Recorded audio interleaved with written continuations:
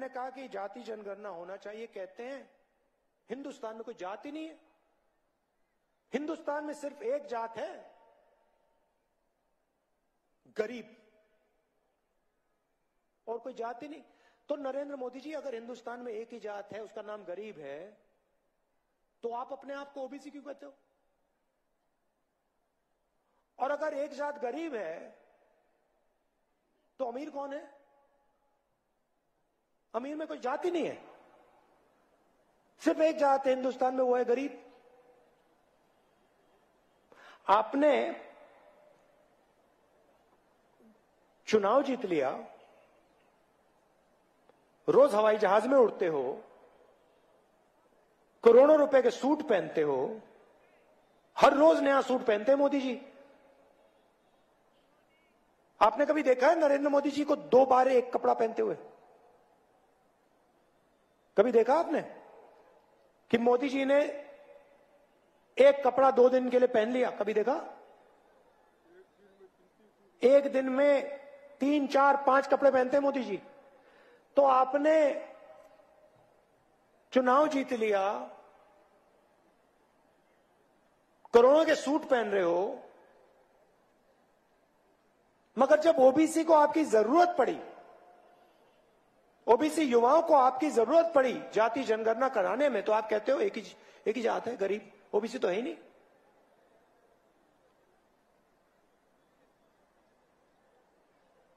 भाई और बहनों, हिंदुस्तान को एमपी नहीं चलाते,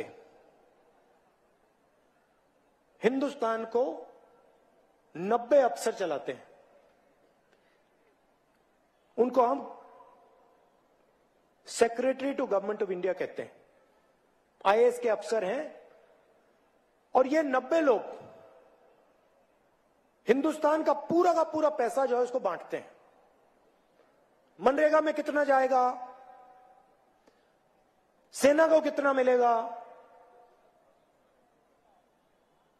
सड़क बनाने में कितना पैसा जाएगा, अस्पतालों में कितना जाएगा, शिक्षा में कितना जाएगा, ये सारे के सारे निर्णय ये 90 लोग लेते हैं।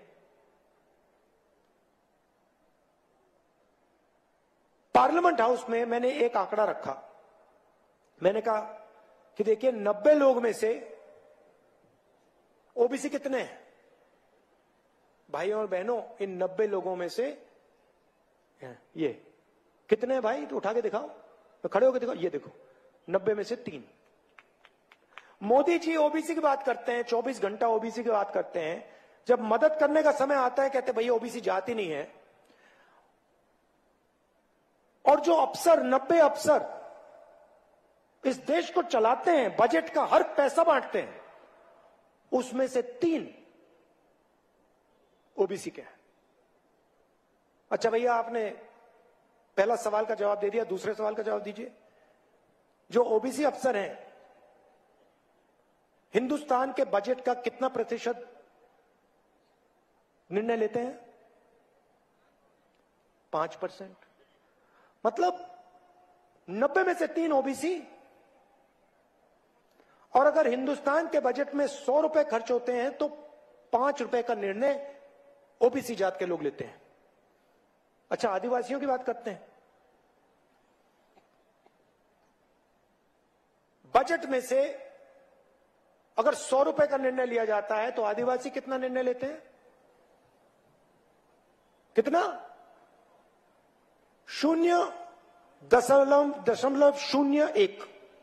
मतलब आदिवासी अफसर 100 रुपए में से 10 रुपए का निर्णय लेते हैं, ना 10 पैसे का निर्णय लेते हैं, सॉरी। अब सवाल यह है कि हिंदुस्तान में क्या ओबीसी की आबादी 5% है? आदिवासी की आबादी 0.1% है क्या? बिल्कुल नहीं। पूरा देश जानता है कि ओबीसी की आबादी कुछ भी होगी 5% तो नहीं है, और पूरा देश जानता है कि आदिवासी की आबादी कुछ भी होगी मगर 0.1% तो नहीं है। मैं आपसे क्यों कह रहा हूं? क्योंकि देश को चलाने में आदिवासी, दलित, पिछड़ों की कोई भागीदारी नहीं है।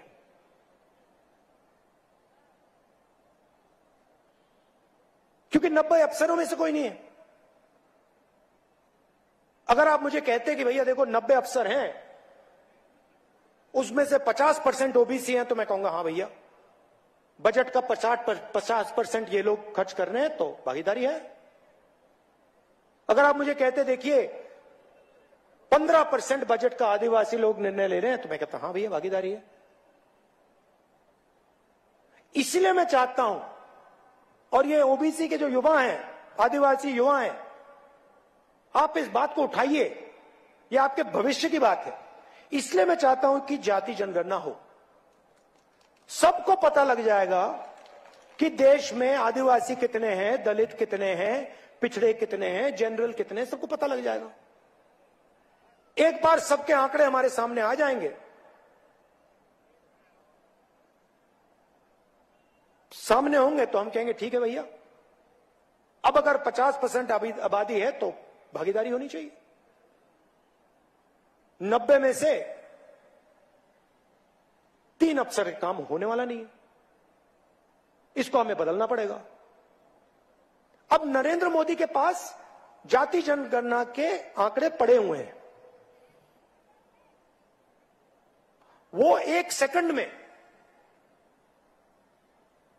पब्लिक को दिखा सकते हैं। हमने किया था जाति जनगणना, हमने करा जब हमारी यूपीए की सरकार थी, तो सारे आंकड़े सरकार के पास। अब हम नरेंद्र मोदी जी से कह रहे हैं भैया इनको रिलीज करिए, छत्तीसगढ़ के ओबीसी युवाओं को बता दीजिए ओबीसी की कितनी आबादी, आदिवासियों को, दलितों को बता दीजिए भैया आपकी इतनी भागीदारी होनी चाहिए। नरेंद्र मोदी नहीं बोल रहे, अब कह रहे भैया ओबीसी की तो कोई जाति नहीं होती, दलित आदिवासी तो जाति नहीं है, जात तो हिंदुस्तान में सिर्फ गरीब है।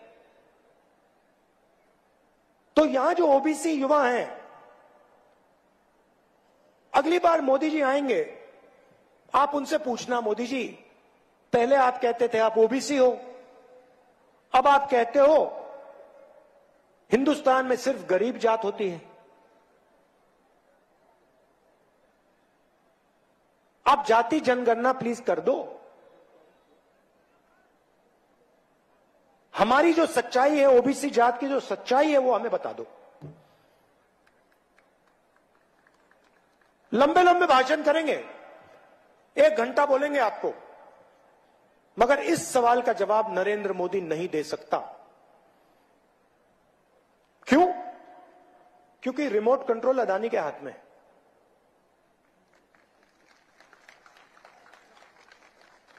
सरकार को अदानी चला रहा है, नरेंद्र मोदी का चेहरा दिखाते हैं।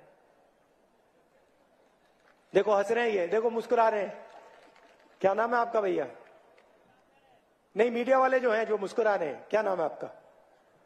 मुस्कुराहट चली गई, डर गए। तो 24 घंटा ये दिखाते हैं मोदी जी, मोदी जी, मोदी जी, मोदी जी। क्यों? क्योंकि अदानी जी इनको कहते हैं भैया दिखाओ सौदा क्या है।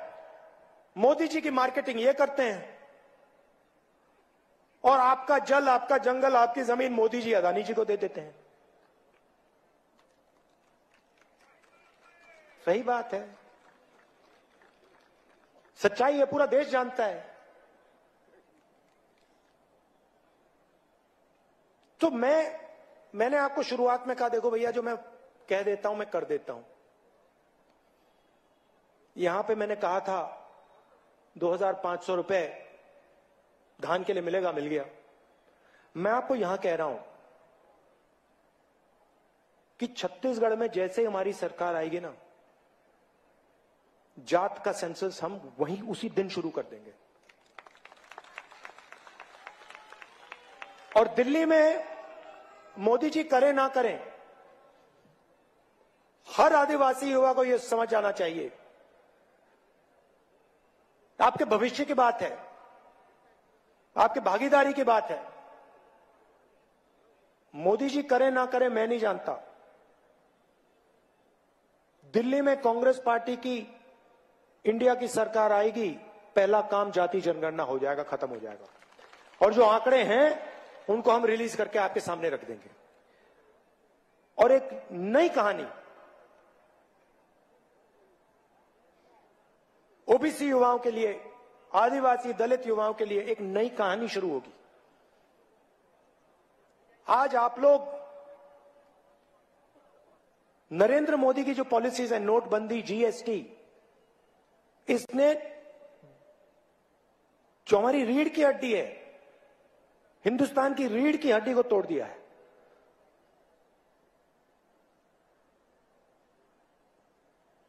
युवाओं को रोजगार नहीं मिल सकता नरेंद्र मोदी की सरकार में, आप सब जानते हो। तो रोजगार देने का पहला कदम जाति जनगणना, किसके पास कितना धन है,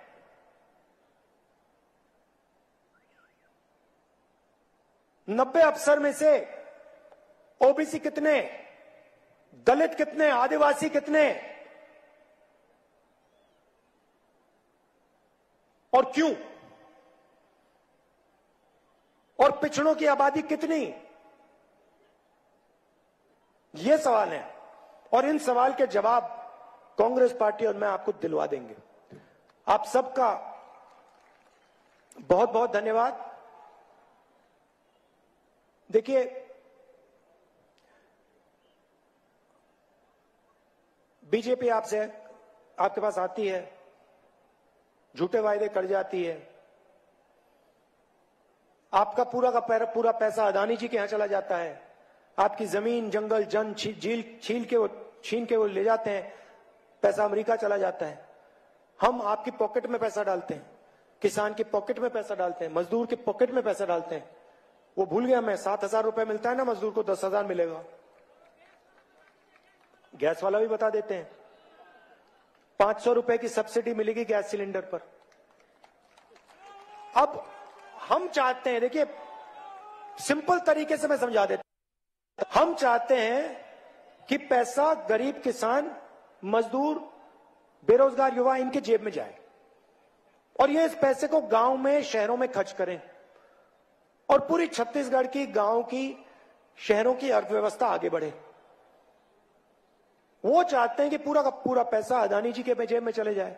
अदानी जी पैसा कहां खर्च करते हैं? अदानी जी क्या यहां पे मतलब गांव में पैसा खर्च करते हैं? नहीं, वो कर ही नहीं सकता। किसान यहां पे खर्च करेगा। हम किसान के जेब में पैसा डाल रहे हैं, मजदूर के जेब में पैसा डाल रहे हैं। किसान छोटे दुकानदार के यहां जाके माल खरीद रहा है, छोटे दुकानदार के जेब में पैसा जा रहा है।